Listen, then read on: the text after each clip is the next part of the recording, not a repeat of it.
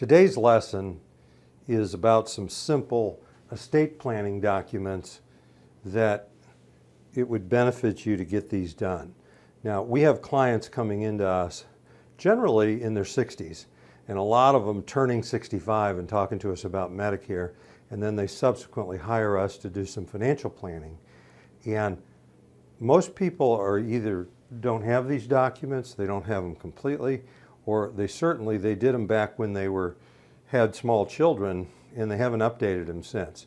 So let's talk about this a little bit, what they are and why you need them. So the first one is the most obvious one, is you need a will. If you're to die, was called intestate, and without a will, gigantic. So you actually have a will, it's just the state's done it for you. But a person that dies intestate, it creates a lot of hassle, and generally things are held up, and then they may very well not go to who you intended them to go to.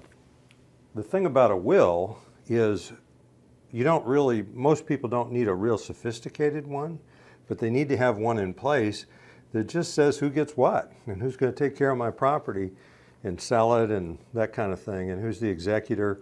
You don't need a real sophisticated one typically, but you need to have one. And then once we get this in place, or the attorneys that we work with get this in place for people, then we as financial planners are going to do everything in our power to keep things out of the will and out of the estate. And we do that through properly completed beneficiary designations, or on the financial accounts using what's called transfer on death. So kind of the irony within this is I'm going to impress upon you the need for this and an updated this, and then yet we're going to do everything we can in the planning to keep things out of the will and to just pass by beneficiary. Now, these 4 documents, only one of them is for after you die, right after that. The other 3 really go out of effect when you die. They're for when you're alive. And a lot of folks, this is the area that people are usually lacking in problem. So when we talk about number 2, is they call it different things in different states. We have durable power of attorney, financial power of attorney. It's you designating somebody while you're alive to conduct your business affairs. They can sit down with the people at the nursing home or assisted living, or hiring a home health care agency, and make a deal with them and sign a contract and pay the bills.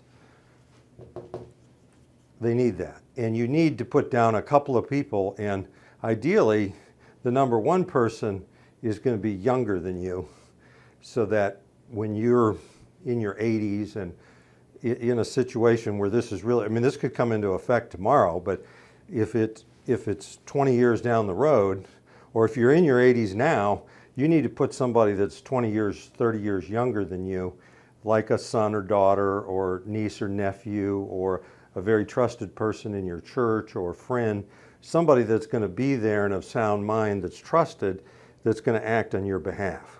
Okay, and you need to put down a couple of people because that person may die before you do. So you need to have a couple of people, or an order, or the order of your children. Now, the next one of these is the healthcare power of attorney. And a healthcare power of attorney is different from this, is it just allows a person to make healthcare decisions on your behalf, like whether they're going to do surgery or not, whether they're going to have some type of therapy, what your living setting is whether you can stay home and utilize home health care, or you need to go to an assisted living or a nursing home. And then maybe once you're in there, if you want to get out of there and go back home, having somebody that has the legal authority to act for healthcare decisions is extremely important. And these 2 people may be different people. You may have one adult child that is good with the finances and trustworthy, and they're going to do things well. You may not want that child being the one that's making your healthcare decisions and providing that healthcare. You may want the more sympathetic and interested son or daughter, and so these aren't necessarily the same people. And then number 4, the HIPAA release, and we get a lot of people that say, boy, I did these at my at my doctor. I already signed that. Well, yeah, you did, just for that doctor, for that patient. But if I want to tell you something, if you're married, call your spouse's doctor, you yourself, not your spouse, and start asking them questions about his or her medical record and just see how that works for you. The HIPAA release gives the person that's doing either one of these things, but specifically this one, it gives them just a blanket HIPAA authorization. So when you go check your father into the doctor, you go up to the counter. He doesn't have to go up there, and you just hand him that healthcare power of attorney. They put it, the HIPAA release and the healthcare power of attorney. They put it on file, and then you can look at things and make a decision. So there's 4 documents that you need. You don't need to pay a huge sum of money to have these things done. We have an attorney that we practice with because we talk about this over every financial plan that we do. And then if you're in North Carolina, she can be the attorney that will set these up for you and do it at a very inexpensive fee.